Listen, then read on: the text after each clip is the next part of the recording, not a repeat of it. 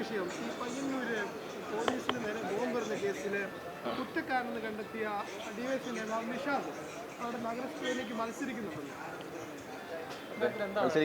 ഡിവൈഎഫ്ഐയുടെ നിലപാട് കോടതി ശിക്ഷിച്ചിട്ടുണ്ട്. അത് അപ്പീൽ പോയിട്ടുണ്ട്. രാഷ്ട്രീയ പ്രവർത്തകരാകുമ്പോൾ ഒരുപാട് കേസുകളുണ്ടാവും. ഞങ്ങളുടെ എല്ലാം പേരിൽ വിദ്യാർത്ഥി സമരകാലത്തൊക്കെ ഒരുപാട് കേസുകൾ ഉണ്ടായിട്ടുണ്ട്. കണ്ണൂർ കലക്ട്രേറ്റ് ആക്രമിച്ച് എന്ന് പറഞ്ഞ കേസിൽ ഞങ്ങളൊക്കെ പ്രതിയായിരുന്നു. കണ്ണൂർ SP-യുടെ വീട് ആക്രമിച്ചു എന്ന് പറഞ്ഞ കേസിൽ ഞങ്ങളൊക്കെ പ്രതിയായിരുന്നു. അത് കേസുകൾ പലതും ഉണ്ടാവും. അത് രാഷ്ട്രീയ പ്രവർത്തകരാകും നേതാക്കന്മാരുമാകുമ്പോൾ ഇങ്ങനെയെല്ലാമുള്ള കേസുകൾ സ്വാഭാവികമാണ്. ചില കേസുകൾ ശിക്ഷിക്കും, ചിലത് അപ്പീൽ പോവും, അപ്പീൽ കോടതി വിട്ട ചരിത്രമുണ്ട്. അതൊന്നും ഒരു വലിയ കാര്യമായി എടുക്കേണ്ട കാര്യമില്ല.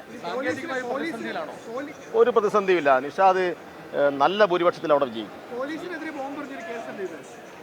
പോലീസിനെതിരെ ബോംബെറിഞ്ഞത് കേസാണ്, അല്ലാണ്ട് ഇവർ എറിഞ്ഞത് ആരും പറഞ്ഞോ? കോടതി കണ്ടെത്തിയ അത് അന്തിമ വിധിയല്ല. കോടതി മേലെ ഇനിയുണ്ട്. കോടതി ഇനിയുണ്ടല്ലോ. അതാ ഞാൻ പറഞ്ഞത്, ഞങ്ങളെല്ലാം ഇത്തരം കേസുകളിൽ പ്രതിയായിരുന്നു. ഇങ്ങനെയുള്ള കേസുകളിൽ പ്രതിയാവാത്ത കേരളത്തിൽ ഏത് രാഷ്ട്രീയ നേതാവാണുള്ളത്? നിങ്ങളിപ്പോൾ ഇത് അവതരിപ്പിക്കുന്നുണ്ട്, ഇതല്ലോ കേരളത്തിൽ ആദ്യത്തെ സംഭവം വിചാരിക്കുമല്ലോ. നിരവധി കേസുകളിൽ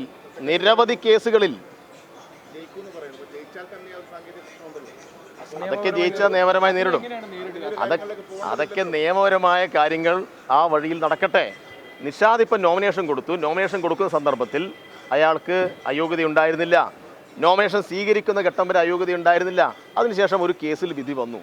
ഇനിയിപ്പോൾ മത്സരിക്കുന്നതിൽ തടസ്സമില്ല, മത്സരം നടക്കും.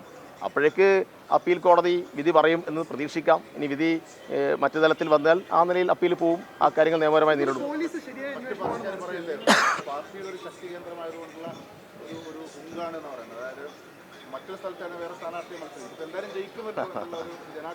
അല്ല, നിങ്ങൾ ഇലക്ഷൻ്റെ ഒരു ചരിത്രം നോക്കണം. ജയിലിൽ കിടന്ന് മത്സരിച്ച് ജയിച്ച എത്ര ആളുകളുണ്ട്? നിയമസഭയിലും ലോകസഭയിലും ജയിലിൽ കിടന്ന് മത്സരിച്ച ആൾ ജയിച്ചിട്ടുണ്ട്. അപ്പോൾ ജയിലിൽ അവരെ അയക്കുമ്പോൾ കോടതി വിധി എന്തായിരുന്നു? തെറ്റ് ചെയ്തെന്നായിരുന്നു. പിന്നീട് അവർ അപ്പീൽ പോയി തിരിച്ചു വന്ന് നല്ല ജനപ്രതിനിധിയായി മന്ത്രിയായിട്ടൊക്കെ നാട്ടിലുണ്ടായിട്ടുണ്ടല്ലോ. അതുകൊണ്ട് രാഷ്ട്രീയ പ്രവർത്തനത്തിൻ്റെ ഭാഗമായി നിൽക്കുമ്പോൾ ഇങ്ങനെയെല്ലാമുള്ള കേസുകൾ സ്വാഭാവികമാണ്. ഇതൊരു മഹാസംഭവമായി കാണേണ്ട കാര്യമില്ല.